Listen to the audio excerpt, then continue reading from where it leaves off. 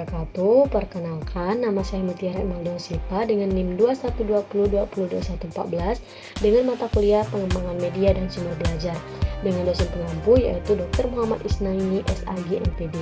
Di sini saya sendiri akan menjelaskan atau memaparkan materi saya yang berjudul Pengertian, Fungsi, dan Manfaat dari Media Pembelajaran. Yang pertama, saya akan membahas mengenai pengertian media pembelajaran. Media pembelajaran itu sendiri adalah suatu sarana, alat, ataupun perantara untuk membantu dan mempermudah menyampaikan pesan ataupun informasi dari komunikator kepada komunikan. Banyak sekali pengertian media pembelajaran menurut beberapa ahli, salah satunya yaitu menurut Gerlach dan Early 1971 yang menjelaskan bahwa media pembelajaran merupakan alat-alat grafis, fotografis, atau elektronik untuk menangkap, memproses, dan menyusun kembali informasi visual ataupun verbal. Selanjutnya yaitu fungsi dari media pembelajaran. Banyak sekali fungsi dari media pembelajaran itu sendiri. Adapun fungsi media pembelajaran secara umum adalah sebagai berikut. Yang pertama yaitu untuk menarik perhatian siswa.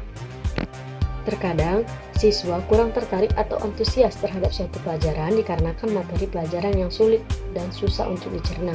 Dengan media pembelajaran, suasana kelas akan lebih fresh dan siswa dapat berkonsentrasi terlebih ketika media pembelajaran yang digunakan bersifat unik dan menarik. Dua, yaitu memperjelas penyampaian pesan dalam pelajaran. Terkadang ada hal-hal berkonsep abstrak yang sulit bisa dijelaskan secara lisan, misalnya bagian-bagian tubuh manusia. Nah, dengan media pembelajaran itu sendiri seperti video ataupun gambar ataupun kerangka manusia tiruan, siswa akan lebih jelas memahami apa yang dijelaskan oleh guru di kelas. Ketiga yaitu mengatasi keterbatasan ruang, waktu, dan biaya ketika menjelaskan. Misalnya menjelaskan materi mengenai hewan-hewan karnivora. Tidak mungkin rasanya kita akan membawa harimau, singa, atau hewan-hewan sungguhan ke dalam kelas. Karena dengan media pembelajaran seperti gambar, siswa akan mengerti apa yang dimaksud guru walaupun belum melihat bentuk objek secara langsung. Yang keempat yaitu menghindari kesalahan tafsir ketika guru berbicara secara verbal. Sudut pandang siswa kadang berbeda antara satu dengan lainnya dan maksud yang disampaikan guru berbeda dengan pemahaman para murid. Dengan media pembelajaran, tafsir sebuah teori menjadi sama dan tidak ada kesalahan pahaman ketika menyampaikan informasi. Yang kelima yaitu mengakomodasi perbedaan tipe gaya belajar siswa.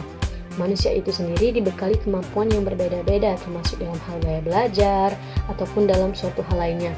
Dalam sebuah teori setidaknya ada 3 tipe gaya belajar yakni visual, auditory, dan kinestetik. Dengan memadukan media pembelajaran dan bentuk audio, video, gambar atau tulisan, siswa yang lemah dalam menangkap pelajaran secara lisan bisa tertutupi dengan media pembelajaran yang lebih ia pahami. Selanjutnya saya akan membahas mengenai manfaat media pembelajaran.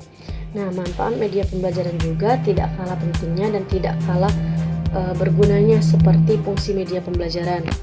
Adapun manfaat dari media pembelajaran yaitu menurut para ahli, salah satunya yaitu menurut Kemp dan Dayton 1985 yang menjelaskan manfaat media pembelajaran adalah penyeragaman untuk penyeragaman penyampaian materi pelajaran, proses belajar mengajar menjadi lebih menarik, jelas, dan interaktif, serta bisa meningkatkan kualitas hasil belajar para murid yang fleksibel atau dapat dilakukan di mana saja, dan bisa menumbuhkan sikap positif dari siswa tersebut. Banyak sekali manfaat dari media pembelajaran itu sendiri. Sedangkan media pembelajaran bagi guru bermanfaat yaitu untuk memudahkan guru di dalam menyampaikan materi. Manfaat media pembelajaran bagi siswa yaitu bisa membantu siswa dalam memahami materi, membantu siswa untuk lebih mudah dalam memahami materi, serta bisa membangkitkan motivasi siswa di dalam belajar. Selanjutnya yaitu pembahasan mengenai karakteristik dalam media pembelajaran. Karakteristik dalam media pembelajaran. Karakteristik tersebut dikelompokkan sesuai dengan jenis dan juga penggunaannya di dalam proses belajar mengajar. Salah satunya yaitu media visual adalah media yang hanya dapat dilihat dan di dalamnya terdapat unsur-unsur berupa bentuk, garis, tekstur, dan sebagainya. Yang kedua yaitu media audio adalah media yang hanya dapat didengar, dan yang ketiga adalah media audiovisual yaitu media kombinasi antara media audio dan visual yang dapat menampilkan unsur verbal dan juga unsur suara. Tak lupa juga kita harus tahu mengenai kawasan-kawasan di dalam media pembelajaran. Ada beberapa kawasan di dalam media pembelajaran, yaitu ada 5. Yang pertama yaitu desain, yang kedua pengembangan, yang ketiga pemanfaatan, yang keempat pengelolaan, dan yang kelima penilaian. Itu saja materi yang dapat saya sampaikan. Terima kasih sudah menonton video saya. Saya akhiri. Wassalamualaikum warahmatullahi wabarakatuh.